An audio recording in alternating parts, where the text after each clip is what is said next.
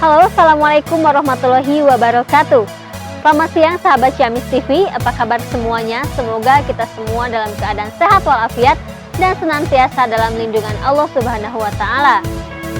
Nah, sahabat Ciamis TV, hari ini saya sedang berada di Lembur Situ, Kecamatan Ciamis, Kabupaten Ciamis, Jawa Barat. Tepatnya berada di Jalan R.A. Kusuma Diningrat. Nah, sahabat Ciamis TV, perlu kita ketahui, sejak masa pandemi ini, kreativitas masyarakat di Indonesia mulai bermunculan, termasuk di sini di Kabupaten Ciamis. Nah, hari ini kita akan mewawancarai salah satu tokoh kesenian yang ada di Kabupaten Ciamis. Siapa dia? Mari kita lihat bersama-sama.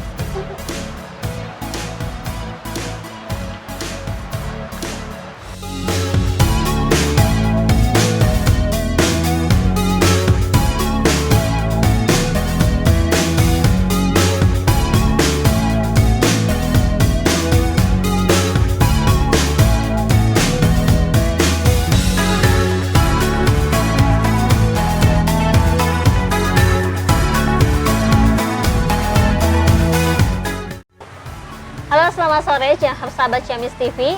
Sore ini saya sudah berada bersama Bapak Ade Ahmad Suherman selaku seniman batok yang ada di Kabupaten Ciamis. Dan di sini Bapak Ade tidak sendirian, bersama saya juga Kang Ivan selaku ketua komunitas Pitok, yaitu kopi batok. Nanti akan dijelaskan oleh Bapak Ade. Selamat sore Bapak Ade. Sore. Nah, ya, biasa dipanggil Pak Ade ya? Iya. Pak Ade. Oke, Pak Ade apa kabar? Baik, baik. Alhamdulillah. Bapak kalau boleh tahu kegiatan sehari-hari apa aja, Pak? Seperti biasanya, kalau pengrajin ya bergumul dengan produksi kerajinan. Kami keseharian memproduksi cangkir batok sama yang lain-lainnya untuk dipasarkan. Baru-baru ini baru lokalan. Oh, iya, iya. Kalaupun ada yang dari luar itu hanya sebatas para wisatawan gitulah. Oke. Yang bermain, yang beli. Kalau boleh tahu asal usulnya membuat ini seperti apa, Pak? Buat seni batok ini. Asal usulnya dulu dimulai waktu saya kena PHK tahun 96. Bersama teman-teman pengrajin yang lain, kami berkumpul dan mencoba untuk membuat cangkir batok ini. Alhamdulillah mendapat respon, karena di daerah kami kebetulan banyak sumber bahan bakunya pada waktu itu, dan kami memanfaatkan. Alhamdulillah pada waktu itu selanjutnya mengadakan diklat, pendidikan dan pelatihan untuk warga masyarakat di Kecamatan Cijenjing. Alhamdulillah ada 10 orang yang menjadi juara dan sampai sekarang eksis membuat cangkir batok. Kalau boleh tahu siapa aja nih Pak yang ikut berkontribusi membuat batok-batok ini, kerajinan batok? Nah, teman-teman ada Pak Rohman, Dedi, terus Eli, Yana, yang sama-sama berkecimpung gitulah di bidang kerajinan cangkir batok. Karena mereka memang namanya tukang kerajinan, senang sama kerajinan, kesehariannya kalau tidak membuat produk itu kayaknya gatal kalau bahasa Sunda mah atul cenah. Lah atul teh nya nanaon ye cenah gitu.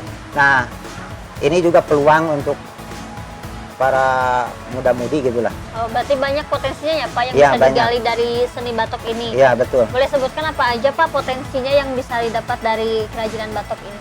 Nah, kalau potensinya bukan hanya cangkir batok, tapi juga sampai ke kancing itu.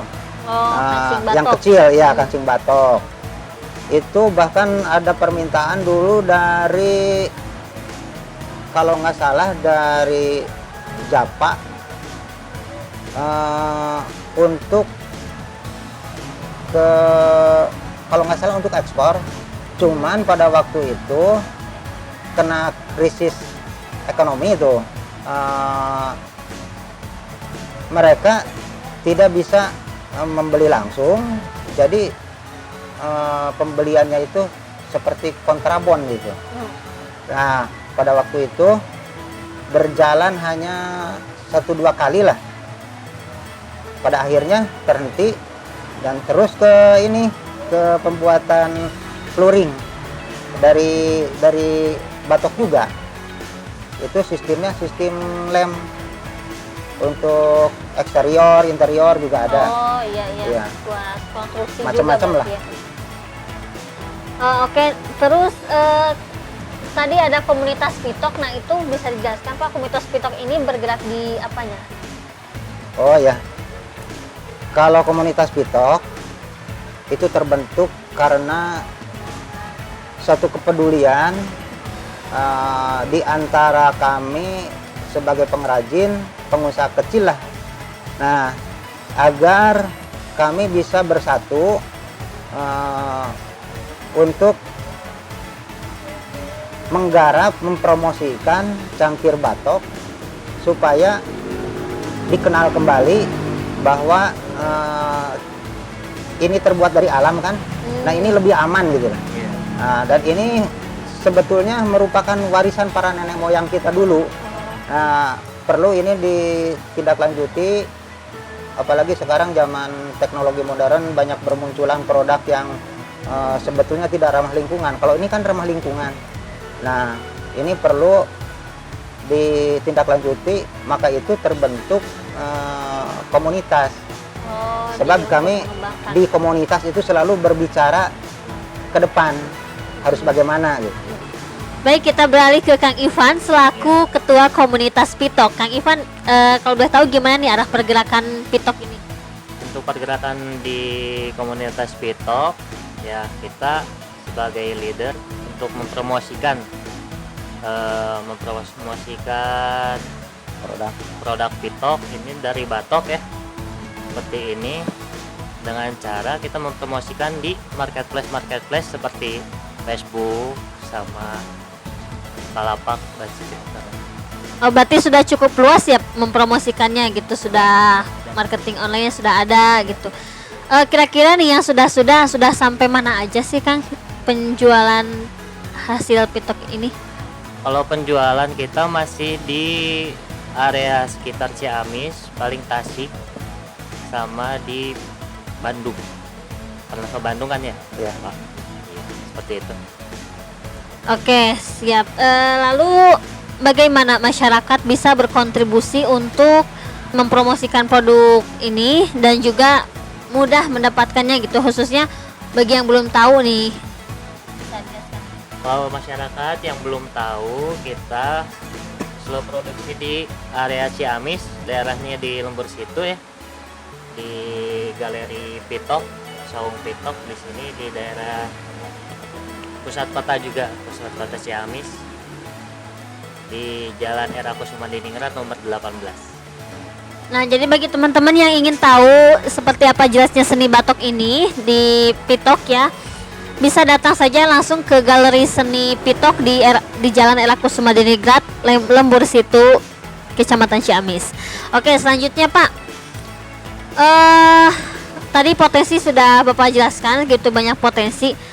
Harapan Bapak nih Pak, harapan Bapak untuk kedepannya bagi anak-anak muda, mungkin harus lebih banyak berkontribusi gitu, apa harapan Bapak?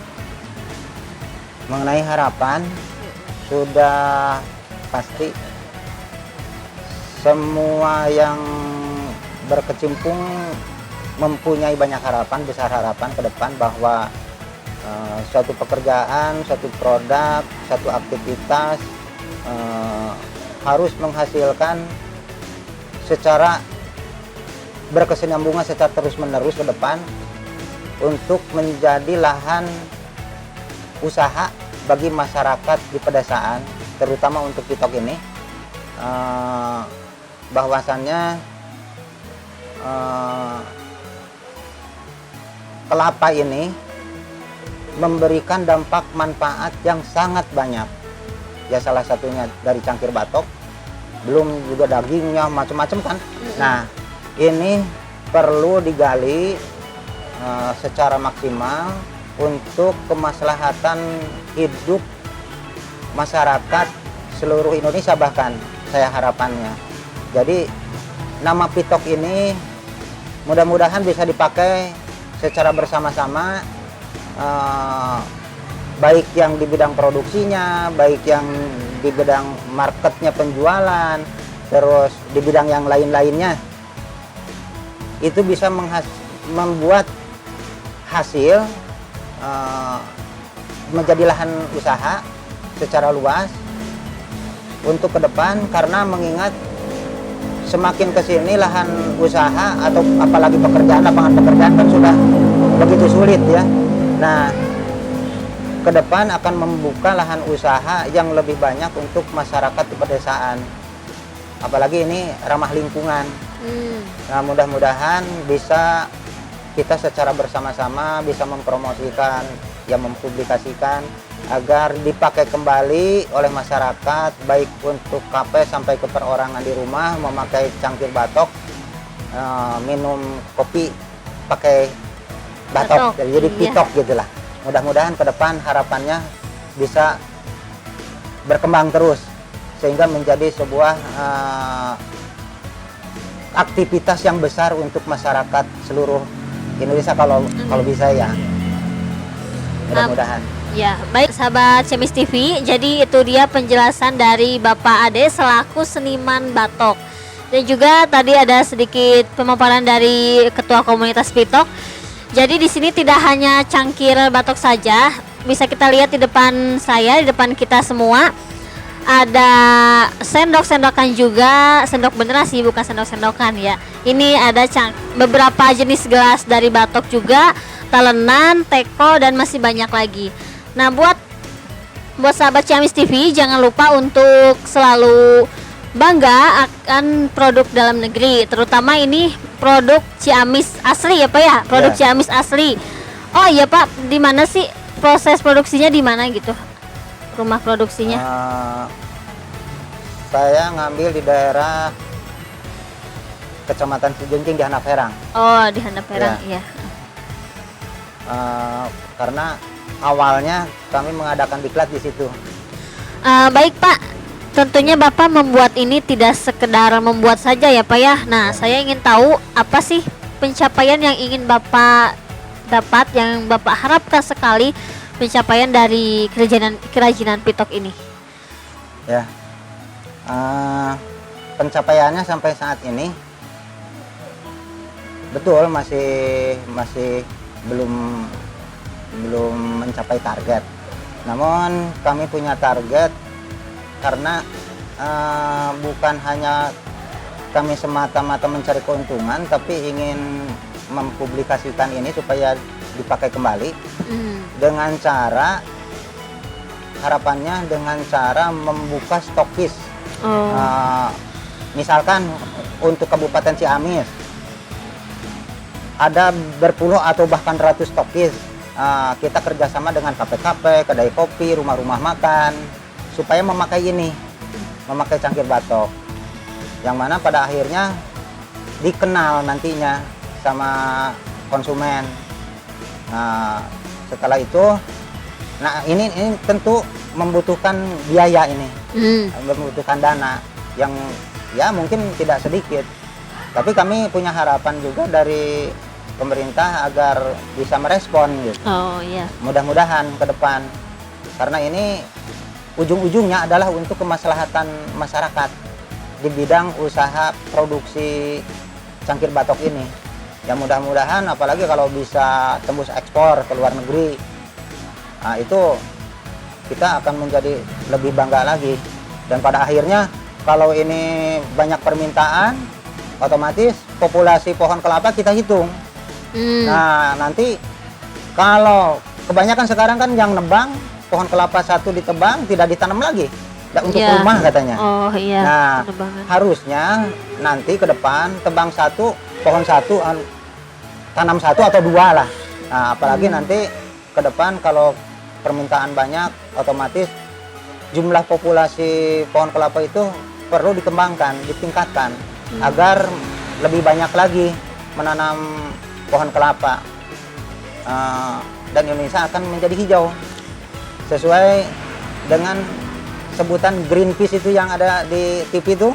Nah, itu kan katanya Indonesia paru-paru dunia. Iya, iya. Nah, kalau kita tidak peduli, malu kita. Iya, harus. Malu kita sebagai warganya sendiri mendapat sebutan baik dari orang lain, dari luar, lantas kita tidak peduli. Aduh, di mana kita muka kita gitu. Nah, ini kan dari kita untuk kita sebenarnya. Dan juga untuk dunia. Mudah-mudahan harapan ini, nah ini sebagai ketua komunitas bisa mempublikasikan di media ataupun secara langsung ke lapangan. Misalkan begini, kalau kita touring ke daerah, orang lain touring itu naik motor, itu hanya touring-touring saja. Tapi kita ke kepala desa, lihat pohon kelapa, nanya-nanya populasi pohon kelapa ada jumlahnya berapa di desa ini. Nah, diserukan, dihimbau supaya menanam kembali. Mudah-mudahan kita punya modal bibitnya supaya bisa memohon, menanam. Jadi nambah gitu. Jadi kita sebagai komunitas nanti ini Pak Ipan mimpin komunitas, kalau terjun ke lapangan supaya lebih peduli ke pohon kelapanya gitu dengan masyarakatnya. Karena pohon kelapa itu memberikan kehidupan untuk masyarakat setempat, itu minimalnya. Maksimalnya ya untuk kita semua lah. Iya. Nah itu Bu, harapan saya mudah-mudahan bisa melangkah terus lah. Amin, amin. Jadi gugur 1 tumbuh 1000. Iya. Satu pohon ditebang muncul pohon-pohon lain yang terus bertumbuh sehingga terciptanya regenerasi kerajinan batok ini ya Pak ya. Ya. Oke, jadi sahabat Ciamis TV, perlu kita ketahui bahwa jenis UMKM ini tidak hanya sekedar UMKM, juga tidak hanya sekedar kerajinan tangan, tidak hanya sekedar seni batok, namun juga harus difungsikan sebagai alat-alat yang memang fungsional yang sehari-hari bisa kita pakai di rumah-rumah, di toko-toko dan lain sebagainya. Kita bisa gunakan ini sehari-hari untuk makan minum kita, untuk ya pembuktian kita mencintai produk dalam negeri. Betul. Juga pembuktian kita mencintai alam yang kaya ini. Ya. Baik sahabat Ciamis TV, sebelum kita akhiri akan ada persembahan lagu yang dibuat khusus oleh komunitas Pitok. Seperti apa? Mari kita dengarkan sama-sama.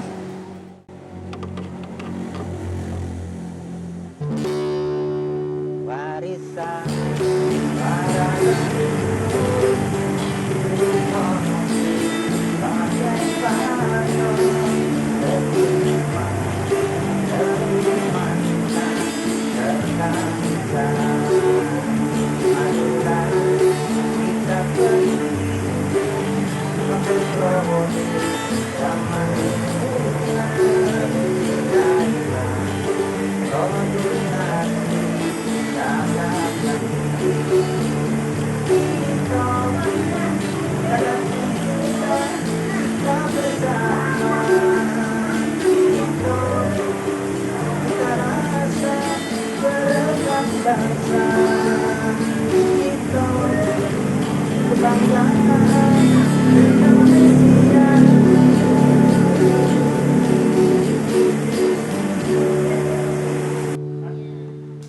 Baik sahabat Ciamis TV, itu dia persembahan lagu dari komunitas Pitok.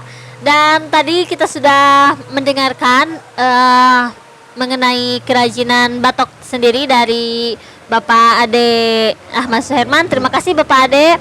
Terima kasih juga Kang Ivan selaku Ketua Komunitas Pitok. Terima kasih. Dan saya Lulu Atun Najmi, mohon maaf apabila ada kesalahan. Pamit undur diri.